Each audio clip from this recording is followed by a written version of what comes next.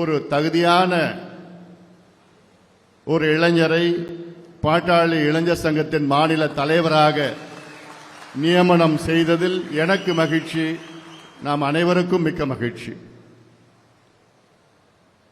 ஒரு முக்கியமான பொறுப்பில் தகுதியான ஒரு தலைவரை நாம் தேர்வு செய்திருக்கின்றோம்.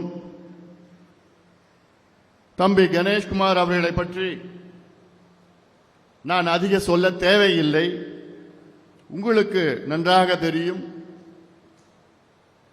சிறு வயதிலிருந்து நம் கட்சி, நம் இயக்கத்தின் மீது, ஐயா மீது பற்று கொண்டு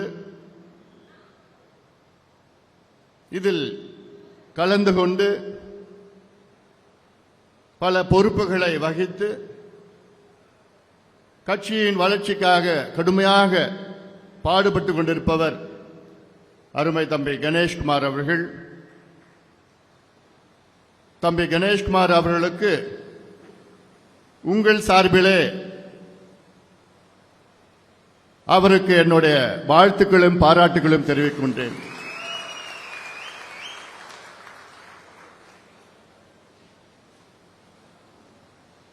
பாட்டாளி மக்கள் கட்சியிலே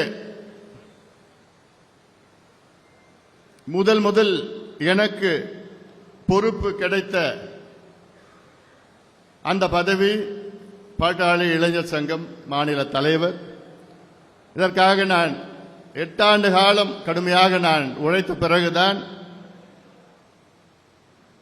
ஐயா அவர்கள் இளைஞர் சங்கத்தின் மாநில தலைவர் பொறுப்பை எனக்கு கொடுத்தார்கள். எனக்கு மிகவும் பிடித்த இந்த பொறுப்பு தமிழ்நாடு முழுவதும் சென்று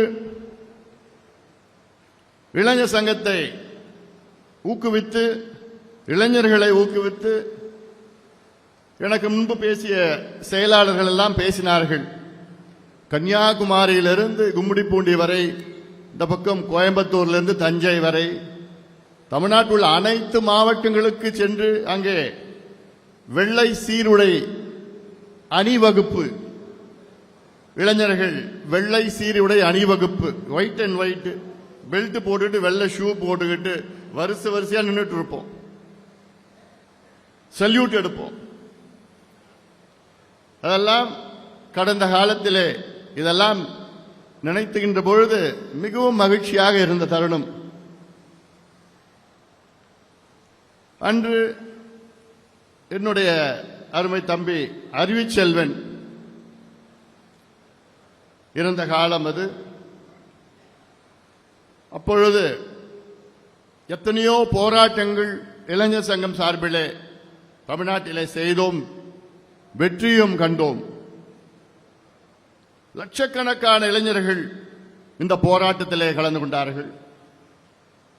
அதன் பிறகு ஒவ்வொரு மாவட்டமாக சென்று இளைஞர் சங்கம் மாநாடுகளை நடத்தினோம், ஒவ்வொரு மாவட்டத்திலும் நடத்தினோம். அதே போன்றுதான் இனி தம்பி கணேஷ்குமார் அவர்கள் ஒவ்வொரு மாவட்டமாக சென்று, முதல் கட்டமாக ஒவ்வொரு மாவட்டமாக சென்று இளைஞர்களை கண்டறிந்து இன்னும் சில பொறுப்புகளை நியமனம் செய்து, அத்தனை பொறுப்புகளையும் நியமனம் செய்ய வேண்டும், பொறுப்புகளை போட வேண்டும்.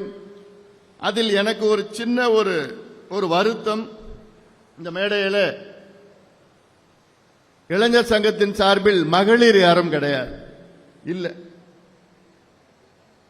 அடுத்த கூட்டத்திலே சரிபாதி மகளிர் இளைஞர் சங்கத்திலும் இருக்க வேண்டும்.